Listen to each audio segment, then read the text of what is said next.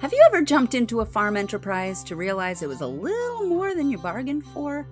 You'll be right at home with Teri Schols of Windmill Lane Flowers on this episode of Food, Flowers, and Fun.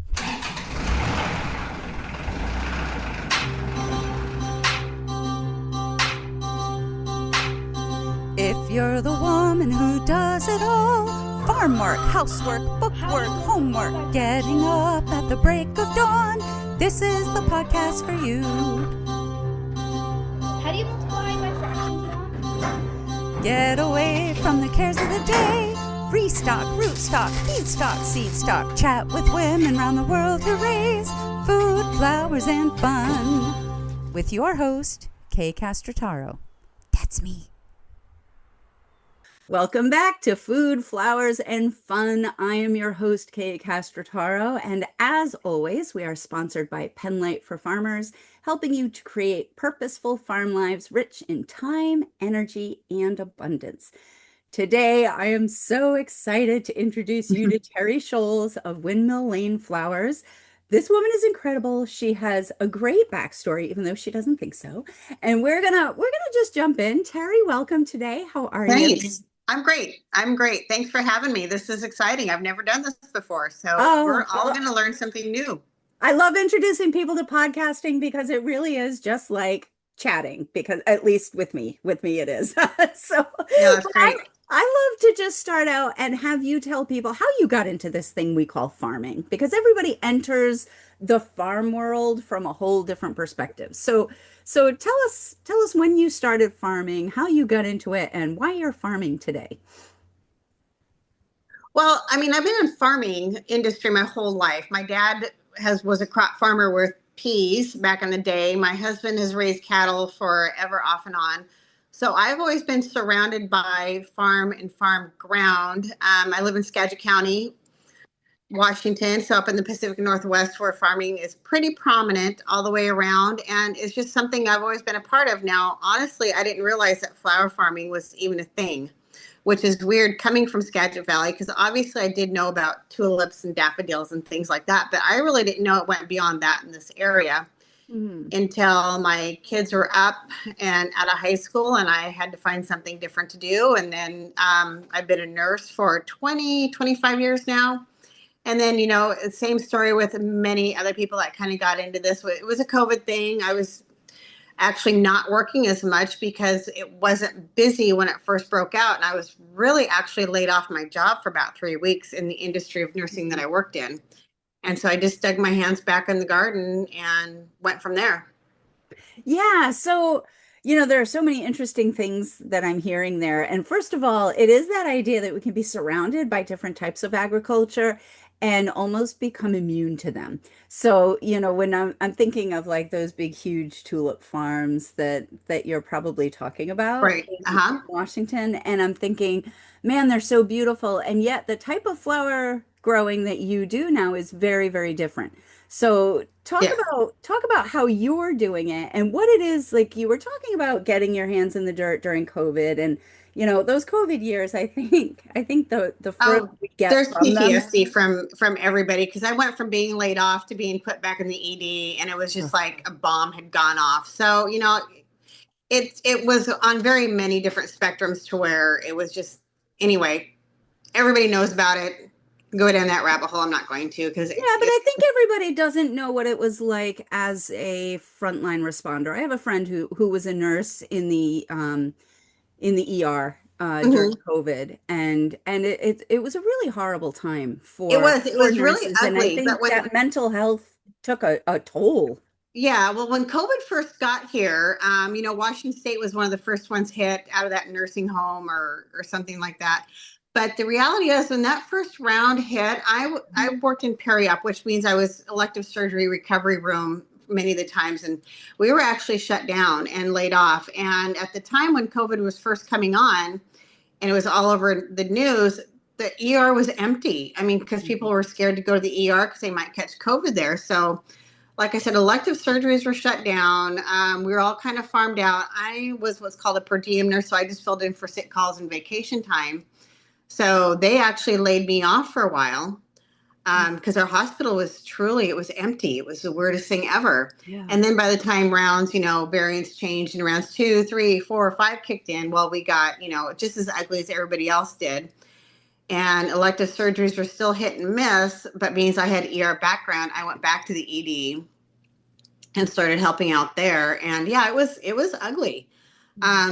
So I would just come home, and I live on a 40-acre farm, and I would just come home and play in my garden, grow some flowers. I met some really great people, and it just kind of went from one rabbit hole to another, to where I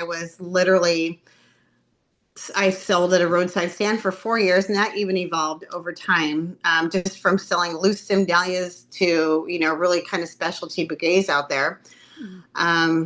And then, as you go down these rabbit holes, you learn just how prominent this was in Skagit County. So again, at the beginning, I started this, I had never heard of Floret. I had never heard of Marin Mathis.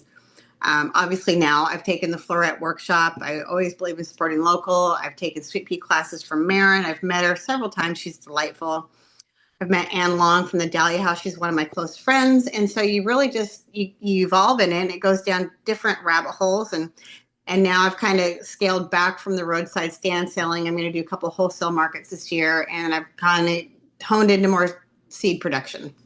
Okay. So talk about maybe what led you, were there a few key turning points that shifted your marketing and your growing as you progressed? I mean, it hasn't been that long. I mean, we're talking No, about it hasn't. It 4 years hasn't been since that long, COVID, but so we can transition very quickly when we when oh, we need absolutely. to. So as far as shifting from, so my roadside stand is incredibly busy, and I could continue doing it if I chose to do it. But I live in a place called close to Edison, Washington, which is really kind of funky, eclectic town that's really busy with tourist things on weekends. So as far as my roadside stand, it was busy on weekends, not a ton of activity, like a Monday through Thursday kind of deal. Right. So it was a weekend deal, which is great when my husband was running his excavation business, because his was very seasonal and he was working on weekends himself. So I'd work a few days throughout the week at the hospital and do the roadside stand on the weekend, put a bunch of cash in my pocket, and it was all good. Well, he's now semi-retired, and honestly, slinging $20 bouquets, no matter how many I made and how many I sold, wasn't worth it for me to work my weekends now, because now that he's off, I'd rather do some fun things and more recreational things on weekends than do the Yeah. roadside stand. Yeah, well, I love that, because one of the things that is a big priority for me is the belief that we should build our farm lives from the farmer out and not from the farm in, which so many people start from the land, they start from Mhm. the farm practice, the farm business, and then the person just has to like figure out how to keep this machine going. And what I'm loving about what I'm hearing from you is that no, there was an actual need that the person had, which is like the farmer said, no, I need to spend more time with my husband Right. on I've weekends, so got you're going to adjust what you're doing. And how did that shift then? right. And so, like I said, my husband's semi-retired now. So he's got more time off on weekends. I have a daughter that lives in Montana. She's newly engaged. I've got a son that lives in Mhm. Austin. He's excelling down there. And so I'd rather, take some long weekends, travel, see my kids. So the flower farming, I'm still nursing a couple days a week, because that gets me off the farm. So it's still really important to because farm life will consume your life if you let it. And I've chosen to keep this as a side gig that I absolutely enjoy, and still continue to nurse Mhm. a few days a week. And then I can, go see my daughter in Montana. My mom just recently moved to Montana, so now she's there. And my son's in Austin. So I am one that would just love to hop on the plane and go to Austin for a long weekend, and I want the freedom to do that. So that's why I've kind of scaled back the roadside stand, and because it was busy. I mean, it was super busy, but family first. I mean, I'm Yeah. still going to keep this as a side gig. Yeah, well, I think that's again, it's that what are your priorities and what are Mm-hmm. your farm life goals? And that's why I use the term farm life, because it's not just farm goals. It really is your life. Like you want to It, make sure it, that it, your whole life is full, and fulfilled. And so I think I like what you said about getting off the farm, and that keeping the nursing is actually, it sounds to me, and I'm putting words in your mouth, so please No, it's please correct me if I'm wrong, but it sounds like the being able to nurse is one of the things that keeps the farming part of your life so enjoyable because you've it got that does. balance. Yeah, because the farm is therapeutic. It's quiet. You have the birds chirping in the background. You're growing beautiful things, and you're dirty, you're grungy all the time. The nursing gives me adult conversation. It gives me patient care. It gives me, friends, coworkers that kind of surround you. So I think you need to find that balance of both. And I've been nursing long enough. I'm able to tweak my schedule to work less in the summertime, more in the wintertime. Um, and do that. So no, I'm not leaving nursing to do this full time. Yeah, I love that choice. And I think that's one of the things I really want our listeners to be able to get from this show is that you have a choice in how you farm. And there is no, I've said this a million times on the show, but there's no one right way to do farming. Like there are tons of different right ways depending on who you are. So you ended up moving, you said that you were moving more towards seed production. So can you talk Mhm. to us a little bit about what that looks like? What kinds of seeds are you producing? And I remember you talking in the screening about the Dahlia Wars. And so The Dahlia Wars, yeah. So I'm not participating in the huge Dahlia Wars. There's a lot of amazing dahlia growers and breeders around here, and I'm going to let them have that party. It's great. I grow about 400 dahlias, but I don't have any desire to go above and beyond that. I've signed on with River Merle and with Santa Cruz to, be part of their program. So I give them a percentage of what I sell, and then they help promote my farm, which is great. But I don't want to grow thousands of dahlias. 400 is kind of my cap on that. I yeah. will now produce dahlia seed, and then that way I'll be able to label which parent the seeds are coming from. So that way people can, hybridize their own and grow their own and come up with something fabulous and pretty that's new and original to everything else. I did go to about 5,000 sweet peas this year. Okay. They are looking amazing. Oh, look at that. Show us them again. Yeah, they We didn't are even get doing a amazing. I second did to, yeah, out my look empty at of them. peas yesterday, So and then what I've got varieties have you got there? Because I saw at least three. I saw yes. the Now here reddish and a pink and a white.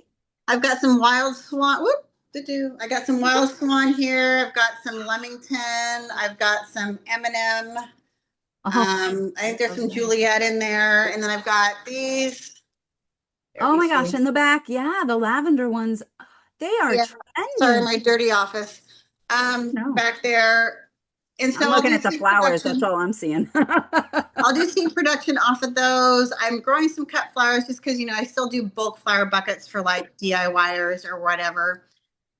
But now is the time where everything's planted and growing, and I don't have to cut and harvest every week. Yeah. So we just can kind of hang back a little bit and watch things grow. Oh, that's awesome. So talk to me about, I'm going to ask for a little deep dive into the sweet peas because Mhm. to be honest, I haven't had a whole lot of personal experience with them. So I just find them stunning. So can you talk about what got you into growing sweet peas? What some of your successes and failures? Yeah, I was rereading some of our notes and I kept hearing your voice saying, I still kill stuff. I still Oh, kill stuff. And so absolutely. I would Gosh. love to have some of your like the successes and the failures, because I think a lot of times we see farmers on podcasts, on shows, and we see the glamour and we see the successes and we talk about how, balanced their lives are. And we don't Hmm. always get the fact that no, every day also has some failures in it that we use to grow. And, we can have wonderful days and bad days, and sometimes they're all the same day. And so can you tell us a little bit about your sweet pea story? Oh, the sweet peas, it started out, again, everything's so random. I throw something in the ground and I'm like, oh, hey, that's kind of cool. Maybe I'll go down that a little bit further. And then as I started growing more sweet peas and falling in love with them more, some people are dropping back from selling them. Like Farmer Bailey used to be a big sweet pea grower here in Vermont, or there in Vermont, and he moved.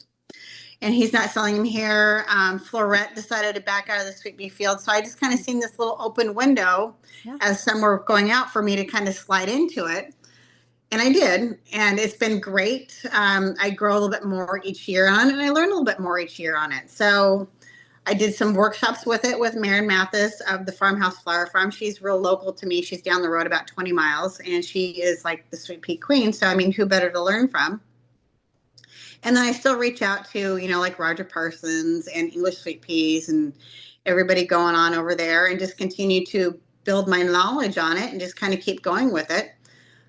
Super fun. Like I said, it's just, I've got the space. So in order to grow sweet peas, you need space because, they grow up 10 feet tall. So living on 40 acres, guess what? I've got space. So it was just kind of natural for me to want to go down that pathway. And the season ends a little bit quicker than the other ones do. So I can get my farm kind of cleaned up and wrapped up by the time I'm digging dahlias in September, October. I usually cut those out pretty short too, because I like to cover crop my field, and that just saves time from composting and things like that, because I put it naturally back into my ground. Right. And what is your favorite cover crop? Oh, I don't even know. My husband's a farmer. He goes and gets a bucket from a friend, and we spread it out there. I don't even know what it is. Okay. I have no clue. Yeah, I don't know. Yeah, we always used winter rye on our farm. So, and I know farmers use lots of different kinds of cover crops depending on what they're trying to accomplish and when they can seed it. We were always putting our cover crops in kind of late because we had a lot of fall crops, and so we were always like kissing the frost, and so it was winter rye was a really good option for us because it could establish in the cool, where Oh yeah, a lot of other and ones we're like a to be little established late, earlier. but my goal is to try and get everything out before I'm digging dahlia tubers and pouring down rain. Lots of people do it, but I don't grow that many, so it's like I want them out Right. and done before the rain kicks in, and that way you get the cover crop on. But yeah, no, I have no idea what it is. We have a lot of potato farms around here that my husband's worked for in the past Sure. on different excavation jobs, and he just brings home a bucket of something. That's awesome. So, how many acres? You said you've got 40 acres, but you're not just doing the flowers on your 40 acres. No, we've got 40 acres here, and we've got another 60-acre piece that's down the road. It's all certified organic ground. So I do have to, I have to, kind of keep the Roundup at bay and not use it and things like that. So I do mostly 99% of organic methods on everything I do, unless there's something I just got to kill right off the bat that doesn't affect the bigger field. But we lease the bulk of our ground out to one of our local organic dairy farmers, and they pasture it. And we run organic heifers, first-year heifers that are pregnant for the first time, from about May till the rains kick in and we run out of gas. It usually lasts somewhere around until the middle of October. Okay. And then they go away. But we maintain the fence lines for us. We rotate the fields. We kind of watch out for sick cattle, for cows that have had a baby that maybe weren't due quite yet. So we'll keep an eye out for, babies in the field, things like that. And then they come and they get that mom and move on. But that's what we do with the bulk of our ground. We've got a couple of horses myself. So we keep about 5 acres of it for horse pasture. And then honestly, about a third to a half an acre for myself for my flowers. Okay. So I'm hearing the horses, and I'm hearing a couple of horses and 5 acres, and I'm thinking, oh, that's actually a really good horse to pasture ratio. So do you get to rotate those through there as well? Do you have like a pasture rotation system for your horses? We do. Yep. Our pasture for the horses is broke out to about 3 different fields, and we rotate through. And then our bulk of our probably 35 acres is broke out into 3 different fields, and we rotate between those as well for the cows. Great. Yeah, I totally love that. And just because I'm a horse junkie, what Right. kind of horses do you have, and what do you do with them? One is a quarter horse, and one is a quarter horse wannabe. So he is a breeding stock paint. And we just picked him up last year. They're both senior citizens. They're both grumpy old men. The horse we've had forever was my daughter's show horse that she took on the quarter horse circuit. So we showed all over the West Coast. Oh, wow. from Arizona to Las Vegas to California, a lot in Oregon, some up in Canada. So we kind of bumped around the whole Pacific Northwest with him. And then we had his partner, which was my daughter's first show horse. He became crippled up in the last few years, and we just lost him about a year or so ago. Sorry. We had to let him go to greener pastures. He was just, we couldn't keep him comfortable. He's navicular. So, it's tough choices in farm life that we always have to deal with. And so we picked up from a neighbor, this Wyatt. He's a grumpy old man. He's like 23. He's a pasture ornament. He's here to keep Ray company. Yep. And so we still have two. They're mostly pasture. Ray, I still ride. I actually showed him his last year before we retired him. Just to see if it was kind of a game I wanted to get back into, and I realized it's not. Yeah. So showed him for a while, says, you know what, it's not my thing anymore, and we brought him home. Yeah. Yeah. I love that. So what was it about it that said, this isn't my thing anymore? Because that's another thing we talk about a lot is seasons of life and how, we're very comfortable with seasons on our farm, but I think sometimes we are more resistant to embracing the different seasons of our lives because, like, I don't know, especially in our culture, there's this like youth culture thing going on. And so everybody kind of wants to re regain or, maybe not lose in the first place, like hold on to that sense of our 20s and 30s when we're Right. when we're young and free and unfettered and all that kind of thing. Yeah. So talk to me about that transition and what that was like to say, no, I think I'm done with this part. It's been, to show on the quarter horse circuit, like any ace circuit, breed circuit, hunter jumper circuit, reining, whatever it may be, to be competitive on it on a top level, it's got to be your life, and you've got to have that competitive edge. And you got to have money.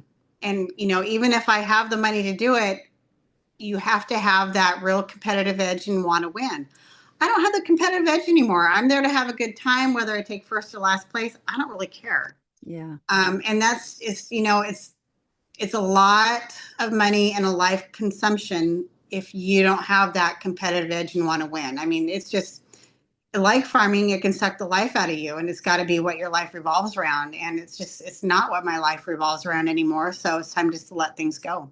Yeah. Yeah. I think that's beautiful. I love that recognition and to just be able to say, I don't need to compete to be able to still enjoy having the critters in the backyard. I mean, I had my own pair of grumpy old men in my pasture at one time too, and there's just something beautiful about having them there and enjoying them and, loving on them. And if you can hack around, that's great. And when they get to a point where you can't do that, you get to groom them and love them and Yeah, no, completely. distill value in them. Yes.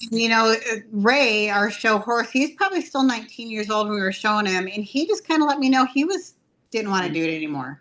Yep. He'd be like great in the warm-up pen, and then we'd get him in the pen, and he'd just be a little dick. I'm like, I think you're trying to tell me you're done with this. So Had enough, Mom. Thanks. I've had enough. I've been traveling anymore. the circle for 19 years, or for 17 years, because they started showing him as a 2-year-old, and he's gone through orthopedic issues, and we've always kept him sound and done our best for him. And, animals have their way of telling you that they don't want to do things anymore, and that's fine. Right. Absolutely. Oh, I just love that. I love that respect for the whole system. So talk about, you were saying that you're producing a lot of seed. Are you selling cut flowers at all at this point? What My does your cut business flowers model are look like just right now? coming on. So my cut flowers are just coming on. I don't do a lot of spring flowers. So most of mine are just coming on. I am doing a wholesale market this year at about 5 or down in Snohomish County with the Snohomish County Flower Co-op. And so I'll go down there. It's on Wednesday. So, you harvest on Tuesday, go down, sell between 9 and 1 on Wednesday. And it's a wholesale market. They do wholesale and retail. So I'm doing that. So I still have my cut flower things. I still offer bulk buckets DIY. If somebody calls me up and needs a few arrangements or something, I'll go ahead and do that. But I'm just not doing the weekend committed flower wagon anymore. In fact, we didn't even put it out because I'm the type of personality, well, if it's out there and I'm home, I have to do it. And so I just kind of had to pull back from that. Just so now, well, now guess what? I can't do it. So that's fine. Right. Oh, I totally love that. So, where do you see your business moving? Like, what kind of plans do you have for either the end of the year, the next 5 years? Like, do you have one, or is it just kind of we're flying by the seat of our pants and seeing Fly by the what the seat of world my brings pants. us? I always look for a rabbit hole to take me down in a new direction. I'm not giving up on this. I love doing it, but I never know where my path is going to take me. Like I said, my whole family's moved away. The bulk of my family lives in Montana. I would love to get there and continue on, but that would, obviously mean a gap while you relocate. Got a son in Texas. I wouldn't mind having a little condo down there and kind of flip back and forth. Um, so I never know. Will I still be here in 10 years? Maybe. Never know. Right. Never know. But I love having to be able to take new opportunities as they come Yeah. and wherever they go. So I'm on my phone. I keep getting these little messages pop in. So I'm scrolling out of No them worries. as we go. My goal is to continue doing with the seed crop and the sweet pea because that, honestly, I can take that anywhere. My hoop house, I can break down and take anywhere we go, which I plan on doing. But yeah, I pulled off my first wedding. I did the florals for a cousin's wedding last week, and I was actually shocked, but I nailed it. So super excited about that. But do I want to get into the? I Congratulations. know, thanks. But again, do I want to get into the wedding industry? Not really, because that is all your weekends in the summertime, and I'd rather be out paddleboarding somewhere. So Yeah, so let's talk about the wedding industry just for a minute because yeah. my sister did wedding flowers for a long time, Hmm. a long time. And this is going to be her pretty much her last year doing any of that. And a lot of the people in our area are actually getting out of doing weddings for lots of different reasons.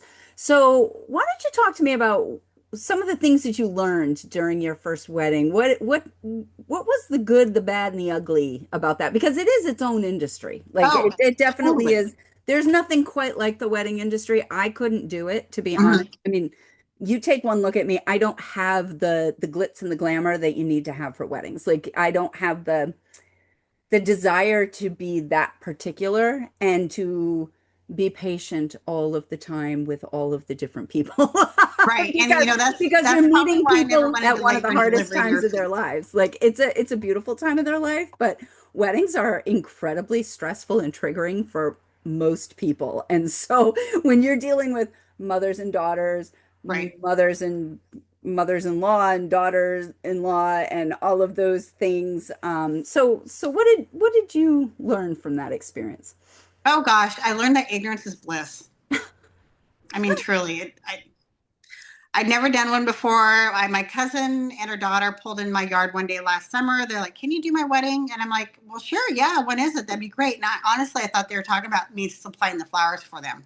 And they're like, "It's May 30th." I'm like, "Oh gosh, Connie, I'm so sorry. I don't really have anything growing by then." And then Corinne, her daughter, the bride, she says, "Oh no, I want you to do the forest floor." And I go, "I'm not a designer. I can totally get you in the right direction though." She's like, "No, I've seen some tabletops you've done for this, that, and a few little things." She's like, "No, I think you're fine." And I went, I'm like, okay. And so, as time progresses, this thing's getting pretty formal. I'm like going, oh shit. What am I gonna do? Sorry, my language sometimes is horrible. And we just kind of went on. I help out a wedding designer here local to me a few times a year, and thank God for that because you don't realize what you learn until you're having to do it yourself, and you're like, okay, this is what she did, and that's what kind of got me confident to do that, as I had a resource to call if I got stuck at a point. But again, ignorance is bliss. You just start doing it. And for me, it all worked out. A few things that I did learn that I probably needed better communication with a vendor because we did greenery garland going down the tables, and they're 8-foot tables. And Corinne decided we wanted 10-foot garlands so they would drape over the edge. So I ordered up 10-foot. Well, I probably should have spoke to the vendor about that because she ended up using end caps Oh on yeah. the tables, and so my garlands were like way too long. Um, Yep. which okay, so miscommunication on that end. It's all fixable. we ended up actually just cutting all the garlands in half and we did the runners down them. But then we had a ton of leftover garlands What that do you we ended do up, with all this garland? well, we did. We ended up, we just used it in other spots and it all Mhm. worked out great. It was a dairy farm turned into a wedding venue. Oh So yeah. we had so many spots that we could use the garlands for. So it all worked out. But, you learn about communication and where you needed communication. I did over order on some things. I didn't under order on anything, which is good, but I did over order on a few different things, which is fine. Um, and then, yeah, it's just, it, you wing it and you learn to trust your gut and you learn to trust the process because as you're building these centerpieces, it goes through an ugly stage. You just kind of like, oh my God, trust the process and you keep adding. And then all of a Trust the sudden it just turns process. out I love amazing. that. I love that phrase. I feel like that is so if last year, I never did the word of a year. I don't know. Sometimes people will every year they'll have like a word or a phrase for their year. And I hadn't done that until like 24 or 25, where one just came to me. And last year's was trust the process. And that was like it was just at the beginning of the year, I was like, this is going to be your year to just trust the process. Mm-hmm. And there is something both terrifying and freeing about doing that because the terrifying part is that the process is just the process. Like there's no end point. Like there's no goal. It's like you hope you're going to reach this goal, but the process does not ensure or promise a given outcome. And that, for me anyway, feel very unnerving. And yet, when you can let go of the end result and just say, nope, I know what I need to do today. I know what I have to do in this moment. I can just keep doing the right next thing and it's all going to be okay. That actually can be also very empowering and stress relieving, I think. So Mm-hmm. it's an interesting, I think it's an interesting balance, that whole trusting the process for sure. Right. And this was probably, again, along where ignorance is bliss. This was way too big of a wedding for somebody to take on for a first wedding. I mean, if I would have known how big and just how far, this was like a 200-person wedding. It was absolutely huge and formal. And all of a sudden, I had like 4 huge statement pieces, 4 smaller pieces, bridal bouquet, 5 bridesmaids, and then 18 boutonnieres, two floral crowns, 2 floral hair combs, 2 floral wrist cuffs, a and then we had bud vases for the garlands. We had a guest sign-in centerpiece. I mean, it was huge. So Wow. order delivery was on Wednesday, processing was on Wednesday. I actually started building centerpieces on Thursday.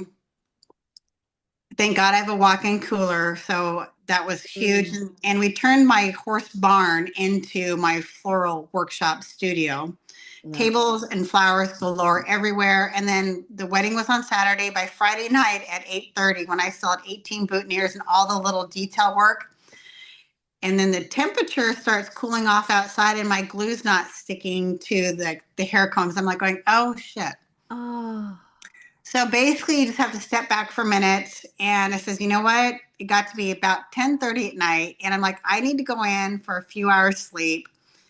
And I did. And then I just got up like super early in the morning. I cut off a bunch of tops of the smaller garland spray roses that I had to do all the detail work with. And I brought them inside the house. And I just sat there with my coffee and made the small stuff. And we got it done. yeah. Yeah. So I was going to ask, how much sleep did you get? Because, again, I don't design. I don't design. I can't design my way out of a brown paper bag. My sister assures me that everybody can learn to design and that it's really not that hard. And I beg to differ with her because I can take the most beautiful flowers and I stick them in a vase and they look terrible. And I'm the only person in the world who can make beautiful flowers look terrible because I'm like, I just don't know what the heck I'm doing. And it doesn't matter what I do. I don't know if the vases are too big or the vases are too small or the flowers are the wrong length. I have no idea. And again, it's not my strong suit. So I grow them outside and I Yeah. love looking at them outside. So when I hear people designing, I just automatically like it's like I'm like, oh, you're amazing, because I don't know how to do that. Um, but I'm sitting there and thinking of all the design time that goes into that. So did you sleep at all during Did that? I You did said I you did took a little sleep, bit but of a honestly, rest that day before, but right? No, I did sleep, but with between nursing and farming, you learn to go without sleep from time to time, and you do get over it.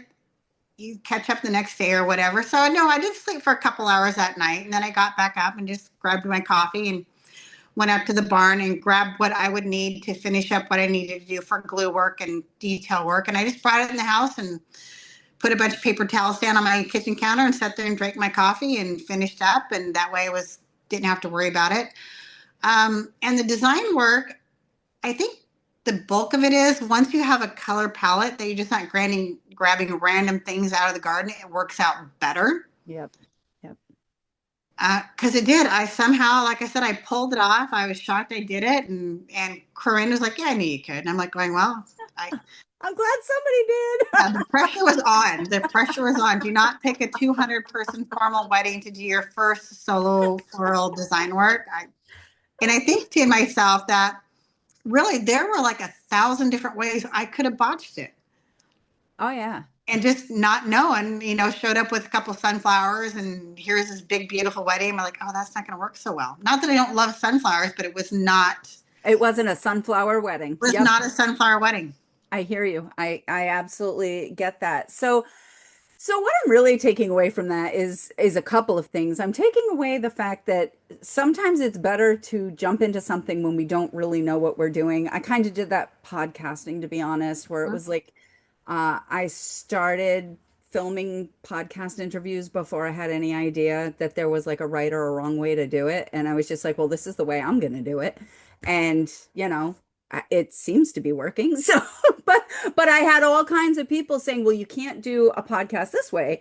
Like you can't do it on Zoom. You can't do this. You can't do that. And I'm like, well, I'm doing all of those things and it seems to be working just fine. So again, sometimes it's not so much what you know, it's how committed you are to the outcome and to making a good outcome and to putting in whatever effort is necessary to continue to, make sure that the designs look good, to make sure that the guests are comfortable, like to do all of those things, and that knowing it all is not a prerequisite at all. And sometimes jumping in before you're ready Mm-hmm. is actually the best thing you can do. Um, And there's one thing I did. It was at a nursing workshop I was a part of once, and the gal that hosted the workshop, I don't even remember even what it was about or who she was. But the big thing I took out of that is there's many different pathways to get to the number 5. What pathway doesn't work for somebody else may work for you, but the end result is still the end result. So whatever rabbit hole we end up going down, if as long as we get to the end pathway that we want to get to, there's many different directions you can take yeah. to Oh, get. I love that. Yeah. Many different Whether ways it's to get one to the plus end goal. four, 2 plus 3, there are many different ways to Five get plus to the number. zero. Yeah. Absolutely. Oh, I totally love that. Oh, and we haven't even looked at like multiplication and all that kind of stuff. So you're right. There are so many different ways. And as I'm, kind of looking at the clock, but also wanting to synthesize some of what you've shared today, you did make that comparison between nursing and farming and about how they are very similar in some ways, and the fact that they are very challenging lifestyles that often require more of us physically and emotionally and time-wise than a lot of other occupations, especially condensed. Like Mhm. the nursing, especially if you're doing things like the emergency room work, those are long shifts. That's not the same type of nursing as being like a pediatric nurse at at an office where you Right. can have a more regular schedule. Like those hospital type jobs are not like that. It's 24 hours, it's 48-hour shifts. Like it's an insane amount of dedication, and it's like that in farming sometimes where you've got a cow calving in the middle of the night and you've got to get up and you've got to be with the cow. Like you don't have a choice. So if she starts calving at 6 or 7 o'clock at night and she's having trouble, you got to be out there in the barn until it's done, one way or the other. So you've got to put that in. So how do you take care of yourself with two really high pressure jobs and then throwing in the occasional wedding to, just make it a little more challenging for you. What do you do to keep yourself feeling healthy in all ways? No, I always make time for a little Botox. I always make time for a little massage here and there. Mhm. Um, Part of it is when I was working a lot of mental health, I work with a lot of psych docs, and they're like, you are so ADD. So part of it is I can't sit still myself. That's just part of me. Yeah, But I don't know. I always need something to do. That's just who I am. yeah. I'm not one for, I don't enjoy a lot of downtime. I do some forced downtime where, we make ourselves go on vacation once a year for a week and hit Hawaii or hit Mexico or do something like that. I call it forced downtime because it's I just, know. I'm listening to that and I'm hearing what you're saying. I'm hearing Hawaii and Mexico, and I'm like, I've been to both of those places, and boy, I did not feel forced to be there. Boy, I was enjoying Hawaii. Now, I was and not you in do the enjoy nicest part it, of but Mexico. I was in the slums of Mexico. So like uh, the scenery wasn't too great, but the people were amazing. So like even that was just this a beautiful experience. So talk to me a little bit about how you force yourself to take that downtime and what it looks like once you get there. oh, Because I you're booked not the tickets. only ADD person who's listening to us. Just, I booked the ticket and it says, we're going to go. And my husband's just as bad as I am. He doesn't do downtime very well either. So I booked the trip and say, this is when we're going. And we go, we hang out at the beach. We put a cocktail in our hand and sometimes we go into town. Sometimes we don't. Yep. So do you make a plan at all when you go? Like, because I'm loving that forced downtime. So I'm curious as to what forced downtime looks like for you. Like you're talking about a beach and a drink, so that sounds very relaxing.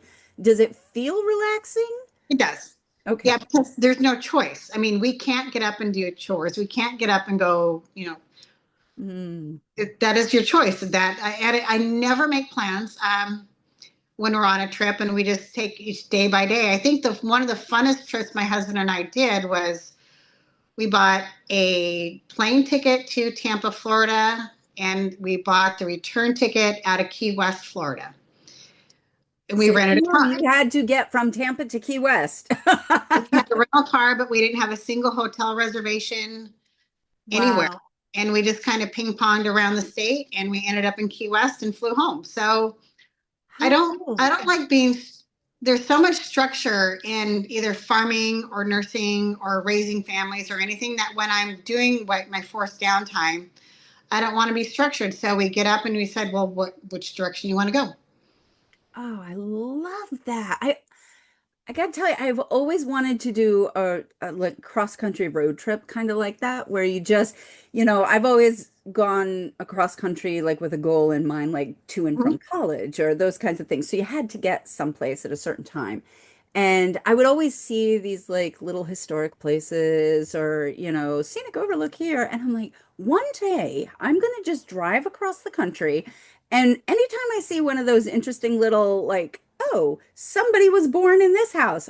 I'm going to just drive off there and check out and see what it is and explore that. And so I have kind of that feeling. In fact, we used to do it with the kids when the kids were really little. I did it a few times with them. We called them mystery drives. And we would just at every intersection, I would ask one of the kids, okay, do we turn right or do we turn left? Which is interesting because you can very quickly end up right back where you started from. But but Yeah, we that did that. like we did that where it was just kind of we're going on a trip, we don't know where we're going and we're going to purposely make it an adventure. And for me, that was super, super fun to just have those memories with them where we were just hanging out together. And that again, that destination wasn't the destination. It was the process that really was the beautiful part of it. Yeah, I did that back in 2017. I bought a car in Tampa, Florida, and I took two girlfriends and we went and picked it up and drove it home. Nice. Nice. I Yeah, love it. and we went and seen Billy the Kid's graveside is where we ended up at one point. Oh, cool. Yeah, so I mean, it was very random. We didn't have our husbands with, so if we wanted to turn left, we could. We didn't have, husbands going, yeah, we can go, and then they stand outside while we're trying to do our thing, impatiently, patiently waiting for us. Yes. There is something to be said for a girl's trip. Yeah. There really is. Just like there's something to be said for the guys going off and doing their things because they like to do their guy things in their guy ways, and the girls like to do the girl things in the girl ways, and Sure. that's a good thing to do. So, oh my gosh, I have totally enjoyed this, Terry, so It's been much. fabulous. We Before really we talk leave, flowers that much. I'm sorry, what was that?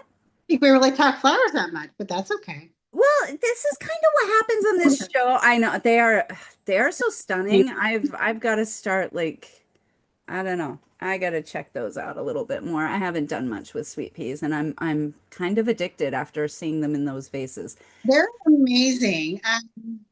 Yeah, they are. I mean, and the stem lengths that they're coming with some of these are just incredible. Ah, Yeah, and once I cut flowers, I got to say, I don't take good care of them. So I don't change the water out. I don't, and they're lasting. I mean, this is day like 3 on these, and they're just oh phenomenal. wow. No, they look stunning. They look like they just came in from the garden. They look amazing. So, oh, they're beautiful. So before we go, though, I'm going to ask you my signature question, which is the question I ask all of my farmers before they leave. If you had one piece of advice that you thought every farmer should know, what would that be? Don't stress it when you kill something. Seriously, I mean, if you're growing anything that lives, whether it's flowers, vegetables, animals, everything, something dies. Something gets sick, something dies. I had a huge infestation of wireworm in one of my sweet pea patches, and it decimated a variety this year. Ugh. You take care of it and you move on, but you're always going to be dealing with disease, virus, things that happen. Things die. It's part of living is you have to, not stress when something gets sick and dies or doesn't germinate well, or you get damping off, and it's just you take care of it and you move on. Yeah, I remember I've actually when I do our screening calls, I take lots of notes because it helps me. And I remember you saying that when your things die, you just say, okay, how did it die? Why did it die? And how do I keep it from dying the next time? So it's like this whole like using that death process as a learning process. Yeah, it's a never ending learning process. I mean, never ending. Oh my gosh. Yeah.